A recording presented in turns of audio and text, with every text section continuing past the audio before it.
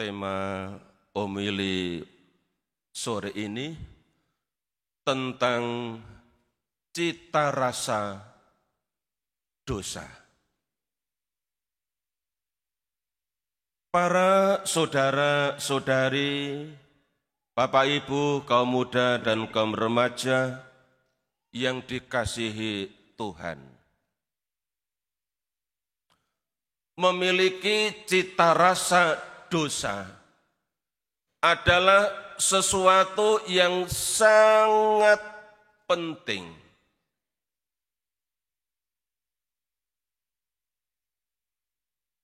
Baik itu dimiliki dalam lingkup kecil, dalam keluarga, dalam komunitas, di tempat kerja, atau di tengah-tengah umat dan masyarakat. Memiliki cita rasa dosa itu penting. Mengapa dalam kehidupan sehari-hari ada cukup banyak orang yang sulit mengampuni? Mengapa ada cukup banyak orang yang cenderung menghakimi, melihat kesalahan orang lain? Ternyata kalau direfleksikan dengan tenang, ini terjadi karena orang tidak memiliki cita rasa dosa. Bahwa saya adalah orang berdosa. Bahwa saya tidak lebih hebat dari mereka, dari tetangga saya, dari teman saya, dan seterusnya. Mari kita lihat kisah inspiratif dalam Injil Minggu Prapaskah kelima. Yohanes bab 8 ayat 1 sampai dengan 11. Dikisahkan bahwa pagi-pagi benar ketika Yesus ada di Bait Allah, didatangkan seorang perempuan yang kedapatan sedang berzina.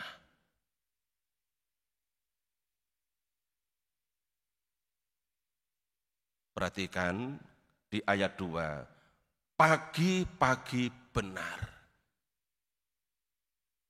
Yesus berada lagi di Bait Allah dan seluruh rakyat datang kepadanya.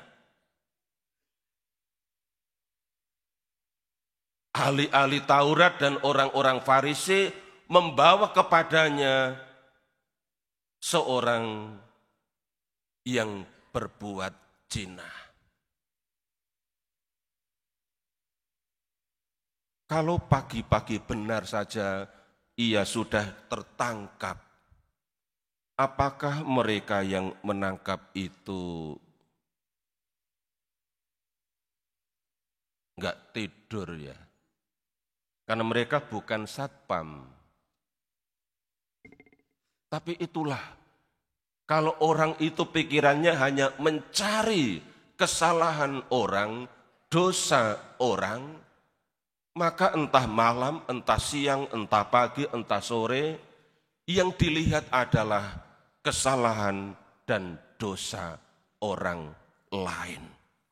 Mari kita lihat apa yang dikatakan Yesus.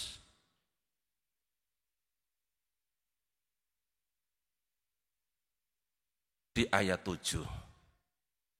Yesus berdiri dan berkata kepada mereka, siapa di antara kamu tidak berdosa, inosen,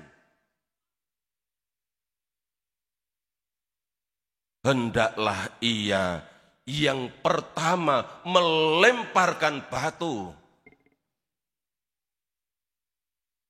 kepada perempuan itu? Ini suatu pertanyaan yang sangat mendasar yang dilontarkan oleh Yesus, yang mau tidak mau membuat mereka berpikir, berefleksi.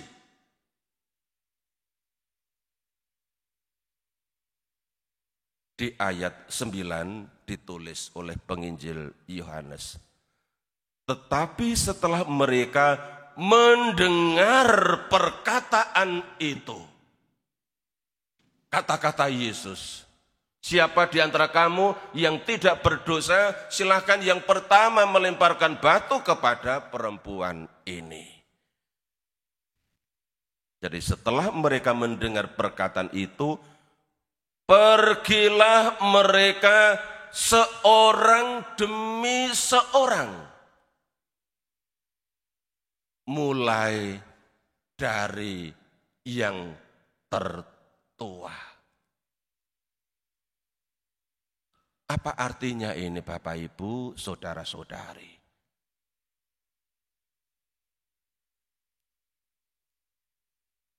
Mereka yang usianya sudah tua, ternyata masih memiliki cita rasa dosa. Maka ketika diberi kesempatan untuk menghakimi perempuan itu dengan melemparkan batu kepadanya, tak seorang pun yang melakukannya. Mereka pergi seorang demi seorang, mulai dari yang tertua. Jadi mereka yang sudah lanjut usia ternyata memiliki cita rasa dosa lebih kuat ketimbang yang muda. Pertanyaan saya, benarkah begitu? Kalau pada zaman Yesus, mulai dari yang tertua meninggalkan satu persatu, tidak ada yang menghakimi perempuan itu karena mereka sadar sebagai seorang yang punya dosa. Apakah di zaman ini kaum lansia yang usianya sudah tua memiliki cita rasa dosa lebih besar dari yang muda? Saya tidak berani menjawab. Dan jangan dijawab sekarang. Ya, nanti masing-masing pulang mulai dari yang tertua ke rumah masing-masing. Ya, merenung, apakah saya punya dosa? Kalau punya, seberapa dosa yang saya miliki? Akan saya hitung. Minggu depan hari Selasa sampai Jumat saya akan ambil salah satu hari untuk menerima sakramen tobat. Sehingga bisa merayakan Paskah dengan hati murni. Bukan dengan hati masih menyimpan dosa. Itulah sebabnya Bapak Ibu Saudara-saudari, masa Prapaskah selalu menjadi masa pertobatan supaya kita bisa menyiapkan hati untuk merayakan misteri Paskah dengan hati yang baru, dengan diri yang memiliki cita rasa dosa. Oleh karena itu Rasul Yohanes dalam suratnya yang pertama bab 1 ayat 8 menulis begini. Jika kita berkata bahwa kita tidak berdosa, maka kita menipu diri kita sendiri dan kebenaran tidak ada di dalam kita. Lalu ayat 9.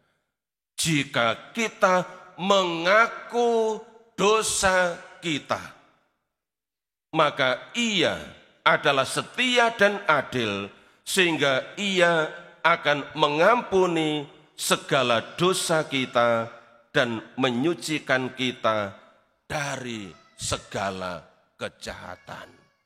Inilah gunanya memiliki cita rasa dosa, supaya Tuhan yang adil dan setia menyucikan hati kita dari segala dosa dan kejahatan apapun itu bentuknya. Mari kita mohon rahmat Allah supaya setiap kita memiliki cita rasa dosa.